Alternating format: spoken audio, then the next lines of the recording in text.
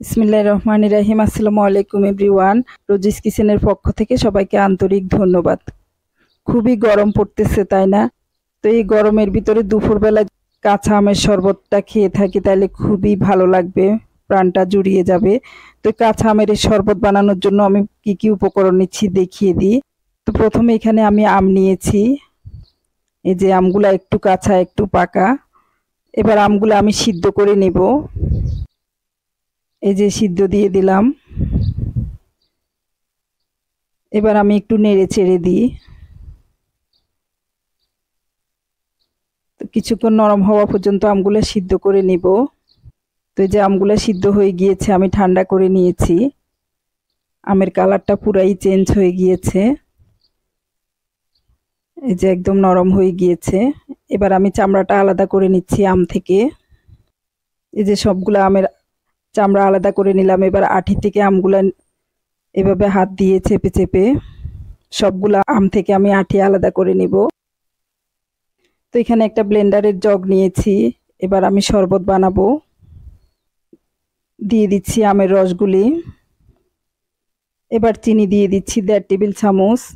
আপনারা বেশি খেলে বেশি দিতে পারবেন। বিট লবণ দিয়ে দিচ্ছি 1/2 চা চামচ।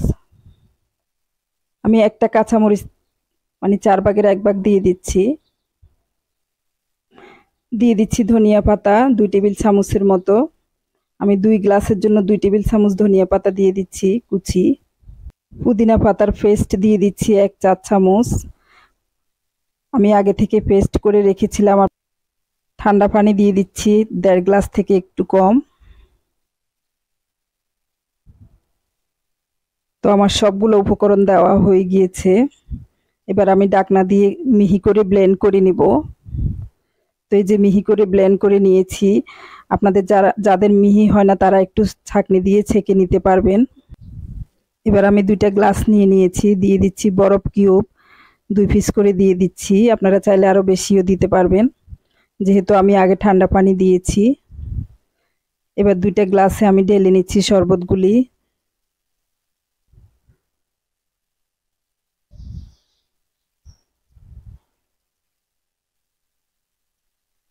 তো আমার ভিডিওটা ভালো লাগলে ইউটিউব চ্যানেলে যারা দেখছেন তারা একটা সাবস্ক্রাইব করে পাশে থাকা বেল আইকনটা ক্লিক করে সবসময় আমার নতুন নতুন ভিডিও দেখবেন।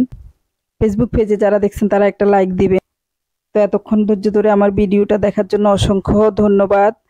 আপনারাও এবার এই দুপুরবেলায় এত গরমের মধ্যে 1 গ্লাস কাঁচা আমের শরবত খেয়ে নেবেন। আল্লাহ হাফেজ। আসসালামু আলাইকুম।